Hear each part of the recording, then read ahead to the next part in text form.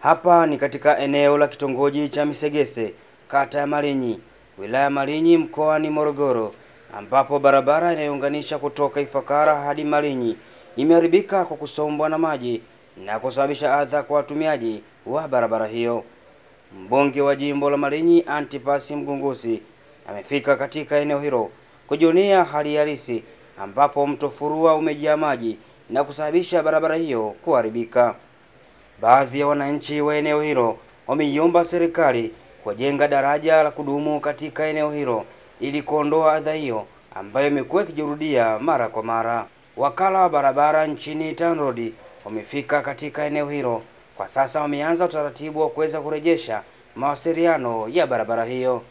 Kutoka Malinyi mkoani Morogoro, hizi ni ripoti za AyoTV na millardayo.com. Mimi ni Jacob Sonyo. Mgungusi kwa kukaa unakaa hivi. Kama si upiga magoti.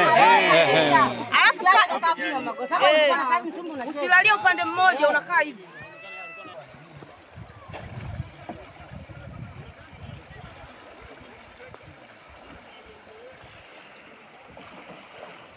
Maji yalijaa kwenye ile magabioni ya pale, yalituna na kusababisha mafuriko makubwa kwenda kwenye kitongoji changu, yakaharibu makazi ya watu na vyakula vyao.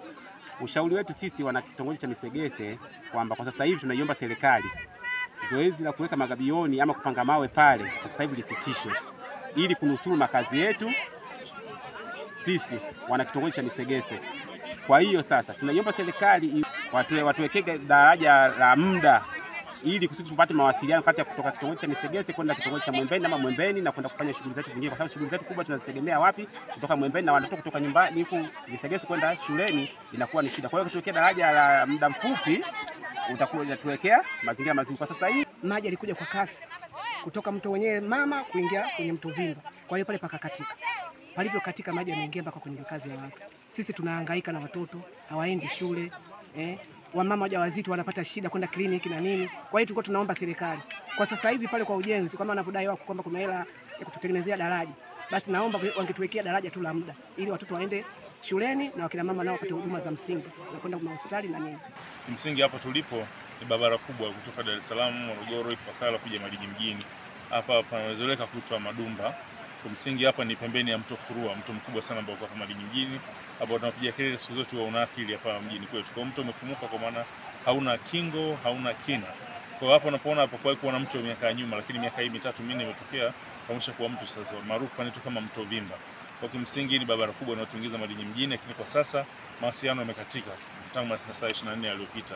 Kwa hapa hakuna namna kabisa kuingia kama mnavyoona pamekatika, lakini bahati nzuri tumetoa taarifa kwa wenzetu wa TANROADS wamesikia kwa uharaka.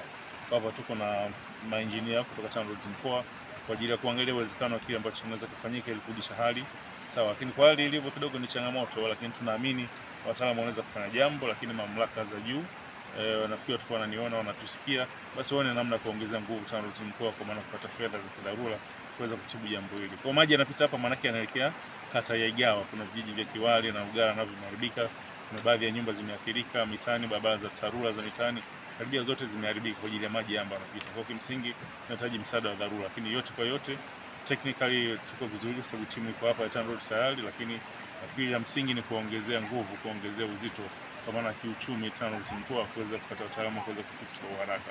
Kwa majina naitwa Mheshimiwa Patrick Andika, ni msimamizi wa kitengo cha matengenezo TANROADS Morogoro.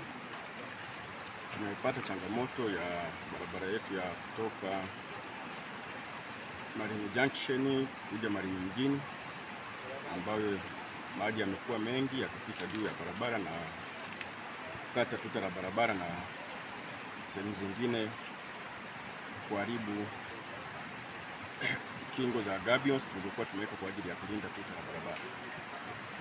Maji hayo yamekuja na uchafu mwingi sana na kusababisha midomo ya karavati zilizokuwepo hapa kuziba, na hivyo maji kubadilisha uelekeo na kwenda kukata mbele ya